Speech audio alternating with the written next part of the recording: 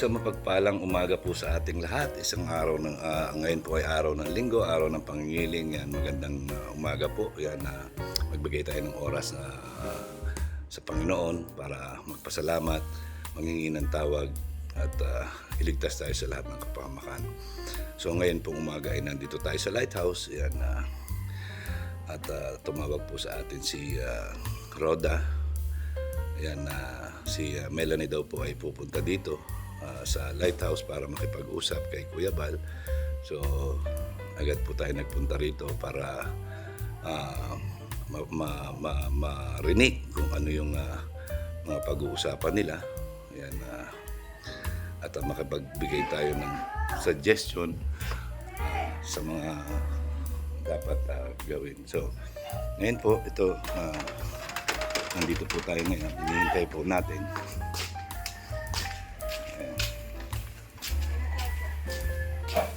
Ayan po, nandito na po si Rhoda. Ayan, hinihintay na po namin yung nanay ni Rina. Ayan po si Rina. Ayan, kasama si Rina. Ayan, si Rhoda naka-live po. Ayan, support po natin yung live ni Rhoda. So ngayon po, naghihintay-hintay lang po tayo. Ayan, sa pagdating nila. Ayan. Okay. Ayun, mama mo. Mamaya ka. Mama siya lang kayo. Babalik lang kayo ng mama mo. Ha? Congrats Kalingap, brother. Ipakalawa siya sa mga vlog. Ayan po, nakalive po si Rhoda kaya hindi tayo makapagsalita ngayon. Ayan po mga kalingap, yan si Rina po ay hindi mapakali. Ayan, labas-pasok po sa gate. Ayan, tinitignan niya daw po kung sinong tinabangan niya kung nandiyan na si Melanie. Ayan, excited na rin po si Rina. So ayan, abangan po natin. Ayan, tama-tama. Yan, magkakaroon ng pagkakataon na magbanding ang mag-ina. Sila po yung dapat magkaroon ng pagkakataon na magbanding dahil sila yung mag-ina. Ayan. So, sana bigyan natin ng pagkakataon na makapagbanding yung mag-ina.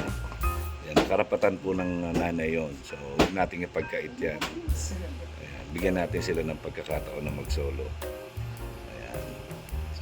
Maghapon lang naman daw po at okay lang naman po yun. At ibabalik din dito sa Lighthouse. Ayan. So nandito po tayo ngayon sa Lighthouse. Naghihintay po tayo sa pagdating ni Melanie. Yan, kasama rin po siyempre si Mama Rhoda niya. Si Mama Rhoda niya.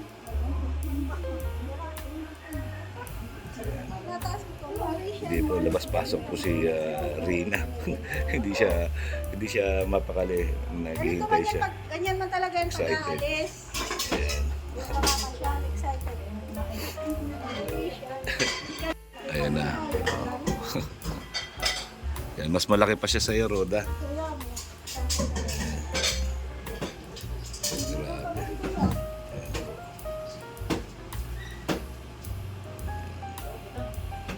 Yan, Rina. Wala pa ba si mama mo? Wala pa. Nasa na siya? Nasa na siya? Ayan siya, ayan, lalabas na naman. Ayan po. Ayan tayo, naghihintay siya. Ayan, di ba dapat maging masaya tayo dahil nakita nyo, inaabangan niya yung kanyang mama. Di ba? Yan ang yan ang bigay natin yung mother's love. Yan. So kahit sa ganitong pagkakataon ay may padama ng magulang ni Rina yung pagmamahal sa kanya.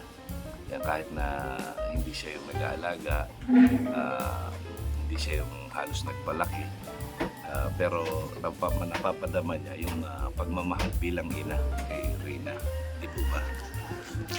Yan. Yung mga kalingap, ayan, nandito pa rin po kami ni Rhoda. Ayan, at siyempre nandito rin si Rina. Hanggang ngayon po, wala pa rin po si Melanie. Yan, nag-message ng alas 6 ng umaga alas 10:30 na po ng umaga ngayon. Wala pa rin po. So, ang tagal na po naghihintay namin dito. Wala man lang po message kung matutuloy ba o hindi. So, pero abang-abang pa rin po tayo. Mag-abang pa rin po tayo. Anong masasabi mo, Roda? Hindi na ako. Dadating ba yun o hindi? Hindi ko alam, di nag-reply. Minisage ko, nasama sila pero di nag-reply. Ako sa chat. Ayan, magcha-church pa siya. Ako naman, meron din akong gagawin. Yan, kaya, marami naaabala. Yung may abala kami kung hindi makarating sa tamang oras. Ayan. Pero, tiyaga pa rin po. Maghihintay pa rin kami hanggang maya-maya. Okay po mga kalingap. Yan. Pala. Dito lang. Saan? Dito lang din. Sa may lighthouse, sige mamaya. Dito na rin din. Okay, nandiyan na po si Salamat! Melanie. Ayan Nandiyan po na si ba sila Melanie. kuya? Una andyan, nakausap ko na. Ayan. Sabi ko hintayin ko nga dito. Salamat ah! Ang tagal niya nga. Okay, ayan po. Kasama na po ni Melanie si Rina. Ayan po.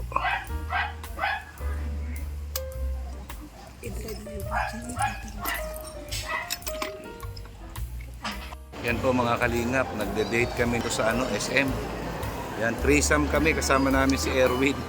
Hinihintay namin si Erwin. Yan. Dito po kami ngayon sa sa SM. Mga kalingap, ayan po, hinihintay namin si Erwin. Ang tagal ni Erwin, Jopita. Asa na ba yun? Agoy, ginoo ko. Yan si Roda, oh. Yan, naiinip na rin. Nagugutom na kami. Yan. Gutom na kami. Ayan.